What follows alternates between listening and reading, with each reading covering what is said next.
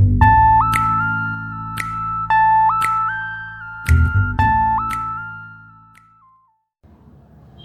ना हार कभी, हौसला रख अपनी मेहनत पर। ये कामयाबी की शिखर भले ही थोड़ी ऊंची हो, अगर जज्बा है पहुंचने का तो मिलती है हर कीमत पर। नमस्कार, मैं अभिषेक पांडे आप सभी का एक बार फिर से बहुत बहुत स्वागत करता हूं अपने YouTube channel M dance and acting academy में। तो गाइस, आप सभी को यहाँ पे डांस, एक्टिंग और योगा की पूरी जानकारी मिलती है घर बैठे। आज हम लोग बात कर रहे हैं एक्टिंग की। इसके पहले वाले वीडियो में मतलब लेसन 1 में हम लोगों ने ये जाना था कि एक्टिंग किसे कहते हैं और ट्रेनिंग पे जोर दिया गया था कि हमें ट्रेनिंग करनी चाहिए। ट्रेनिंग बहुत इम्पोर्टेंट होता है। अगर हमें काम करना है तो हमको ट्रेंड होना बहुत इम्पोर्टेंट है। इन दोनों बातों पे जोर दिया गया था। आज का हम लोगों का टॉपिक ये है कि एक्टर किसे कहते हैं। एक्टर का फुल फॉर्म क्या होता है? ACTOR, ये पांचों वर्ड मिलाकर एक्टर लिखा या बोला जाता है। इन पांचों वर्ड्स के अलग अलग मतलब होते हैं। क्या मतलब होते हैं? कुल मिलाकर हम लोग आज ये जानेंगे कि एक्टर का फुल फॉर्म क्या होता है। सो गाइस, चलिए स्टार्ट करते हैं। आज लेसन 2 में सबसे पहले हम लोग जानेंगे एक्टर का फुल फॉर्म क्या होता है। ए, सबसे पहला वर्ड आता है ए, और ए का मतलब होता है एक्शन। अब आप समझ रहे होंगे कि एक्शन, ए का मतलब एक्शन क्यों रखा गया है। मैं आपको छोटा सा एक उदाहरण देके समझाता हूँ कि ए मतलब एक्शन ही क्यों होता है। सपोज दैट, मान लीजिए कि हम लोग जब पहले प्री क्लास में थे, KG क्लास में थे, तो पोएम कहा करते थे। जानकारी नॉलेज नहीं थी तो मैम या सर बोला करते थे कि तुम पोएम बोलो, तो हम लोग नॉर्मली ऐसे बोल देते थे, मछली जल की रानी है, जीवन उसका पानी है, हाथ लगाओ डर जाएगी, बाहर निकालो मर जाएगी। तब सर समझाते थे या मैम समझाती थी कि नहीं, ये गलत है, इसको एक्शन के साथ करो।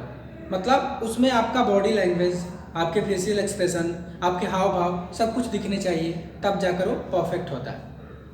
अब उसी को एक्शन के साथ करेंगे तो थोड़ा अच्छा लगेगा। जैसे सपोज आप मान लो, मछली जल की रानी है, जीवन उसका पानी है, हाथ लगाओ डर जाएगी, बाहर निकालो मर जाएगी। तो इसमें ये लगता है कि हमारी बॉडी लैंग्वेज भी काम कर रही है। मतलब हम सच में एक्शन के साथ उस चीज़ को कर रहे हैं, बोल रहे हैं। हमारा फेशियल एक्सप्रेशन भी था, बॉडी लैंग्वेज भी था, हम बोल भी रहे थे। तो ये पूरा मिलाकर एक जो है एक्ट होता है। इसलिए ए का मतलब एक्शन रखा गया है। दूसरा वर्ड आता है सी।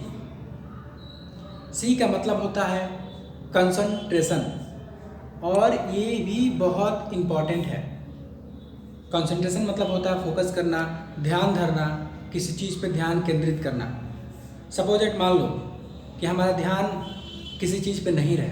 एक छोटी सी बात होती है, हम किचन में चाय बना रहे हैं और हमारा ध्यान उस टाइम किचन में नहीं है, चाय पे नहीं है, तो क्या होगा?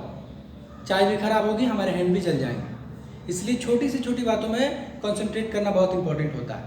तो यहाँ तो शूट की बात है, हम शूटिंग कर रहे हैं, सैकड़ों लोगों के बीच में खड़े हैं, कैमरा है, लाइट है, कोई स्टार्स सब लोग हैं, उनके साथ मैनेज करना है। इसलिए हमारा जो फोकस है, जो हमारा कंसंट्रेशन है, वो बिल्कुल सेट पे होनी चाहिए, मतलब अपने कैरेक्टर पे होना चाहिए। और कहीं कोई बात नहीं कि मैं क्या हूँ, कहाँ से आया हूँ, क्यों आया, ये सब कुछ नहीं। मैं जो कैरेक्टर कर रहा हूँ इस टाइम, बस मैं वो हूँ और मुझे ये बोलना है, इनके साथ ये करना है, इनके साथ मेरा ये स्किन है, बस। इसलिए कंसंट्रेट करना बहुत इंपॉर्टेंट है। अगर हम कंसंट्रेट नहीं कर पाएंगे तो हमारे ध्यान भंग हो जाएगा। हो सकता है बीच में डायलॉग भूल जाए, हो सकता है बोलना क्या है बोल दे कुछ और। इसलिए कंसंट्रेट करना बहुत ही इंपॉर्टेंट है। इसीलिए सी का मतलब कंसंट्रेशन रखा गया है। तीसरा वर्ड आता है टी, और टी का मतलब होता है टाइमिंग, मतलब समय। समय का भी बहुत ही इम्पोर्टेंट है इसमें, क्योंकि हमको टाइम पे रिएक्ट करना होता है। सपोज आप मान लो कि दो आदमी का सीन चल रहा है, हमारा कोई डायलॉग नहीं है, हम ऐसे खड़े हैं, लेकिन होता ये है कि साइलेंट एक्टिंग करनी होती है हमको, उस समय उसको साइलेंट एक्टिंग बोलते हैं। हमको फेशियल एक्सप्रेशन से उनके साथ चलना होता है, तो वो समय पे जो है हमको रिएक्ट करना पड़ेगा, समय के साथ चलना पड़ेगा, उनके साथ चलना पड़ेगा। ये नहीं कि उनका डायलॉग खत्म हो गया फिर मेरा रिएक्शन आया, या मेरा रिएक्ट खत्म हो गया फिर उनका डायलॉग आया।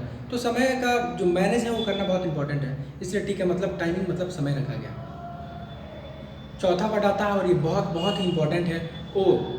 और ओ का मतलब होता है ऑब्जर्वेशन, मतलब किसी चीज़ के बारे में जानना, उसे समझना, उसे परखना, उसके बारे में पूरी नॉलेज इकट्ठा करना, और ये भी बहुत इंपॉर्टेंट है। ऑब्जर्वेशन, मान लो कि हम एक स्टूडेंट हैं या टीचर है या एक डॉक्टर है, लेकिन है तो कोई एक पात्र, मतलब डॉक्टर है तो डॉक्टर ही है। लेकिन जब हमें फिल्म मिलती है, हम जब एक कलाकार हैं, हम जब एक एक्टर हैं, तो ये ज़रूरी नहीं है कि हमको एक डॉक्टर का ही किरदार मिलेगा, एक किसान का ही किरदार मिलेगा, एक स्टूडेंट का ही किरदार मिलेगा, एक टीचर का ही किरदार मिलेगा, नहीं, अनेकों प्रकार के कैरेक्टर हमें मिल सकते हैं। तो मैं जो नहीं हूँ वो कैसे करूँगा? अब जॉब करके, मतलब कहीं से देख के सीखेंगे, कहीं से पढ़कर उसके बारे में जॉब करेंगे, फिल्में देखकर सीखेंगे, अपने आस पड़ोस के लोगों को देखकर सीखेंगे। इसलिए जो एक्टर होते हैं वो हमेशा, अगर उन्हें कोई अलग कैरेक्टर दिखे तो उसे ऑब्जर्व करते रहते हैं, उसके बारे में उनको, उनकी लालसा होती है उसके बारे में ज़्यादा से ज़्यादा जानने की, ऑब्जर्व करने की। वो चाहे वकील हो, चाहे डॉक्टर हो, आप कहीं भी जाओ, आप थाने में चले जाओ, वहाँ भी आपको ऑब्जर्वेशन करने के बहुत सारे तरीके मिल जाएंगे, कैसे हवलदार है, किस तरह से इंस्पेक्टर साहब हैं। आप कोर्ट में चले जाओ, वहाँ भी कैसे जज साहब बैठे हैं, कैसे वकील अपनी वकालत कर रहा है, कैसे वो लोग बहस कर रहे हैं, ये सारी चीज़ें आपको वहाँ देखने को मिलेगी। वहाँ से आप देखो, सीखो, ऑब्जर्व करो, फिल्में देखो, वहाँ से ऑब्जर्व करो।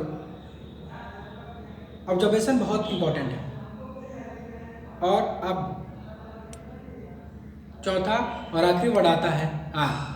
आर का मतलब होता है रिएक्शन, मतलब रिएक्ट करना, उस पर प्रतिक्रिया देना। और ये तो बहुत ही इंपॉर्टेंट है, इसी के ऊपर पूरी एक्टिंग टिकी हुई है। अगर हम प्रतिक्रिया ही नहीं देंगे तो फिर एक्टिंग कैसे होगी? रिएक्ट तो करना है मेरे को, कैसे भी करें, लेकिन रिएक्ट तो करना पड़ेगा।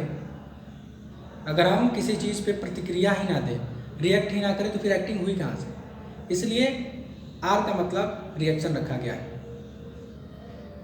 आप सभी को ACTOR ये पांचों वर्ड्स के मतलब समझ में आ गए होंगे। और अगर इन पांचों वर्ड के मतलब आप लोग समझ जाएंगे तो आप आसानी से एक्टिंग को समझ पाएंगे, कर पाएंगे। आपको बहुत ही आसानी होगी अपने एक्ट को करने के लिए। इन पांचों पर अगर हम ध्यान दे दें, इन पांचों को हम जो है ऑब्जर्व कर लें, इन पांचों का ख्याल रखें अपने एक्ट में, तो बहुत ही इंपॉर्टेंट होगा, बहुत इंपॉर्टेंट होगा। काफ़ी हद तक आप जो एक्टिंग को समझ पाएंगे, उसे अच्छे से कर पाएंगे। तो गाइस, मैं आशा करता हूँ कि आप सभी को एक्टर का फुल फॉर्म क्या होता है, ये सारी चीज़ें बहुत ही अच्छे से समझ में आ गया होगा। अगर आप सबको अच्छे से समझ में आ गया तो इस वीडियो को आप लोग लाइक करिए, शेयर करिए और कमेंट करिए कि आपको और किस बारे में क्या जानकारी चाहिए। मैं उस पर भी आप सबके लिए वीडियो बनाऊंगा। इसके आगे हम लोग नेक्स्ट पार्ट में, यानी लेसन 3 में जानेंगे इसके आगे की जानकारी। तब तक आप सभी लोग घर पे रहिए, सुरक्षित रहिए और घर पे बैठ के एक्टिंग, डांस और योगा सीखते रहिए। बहुत बहुत धन्यवाद। नमस्कार।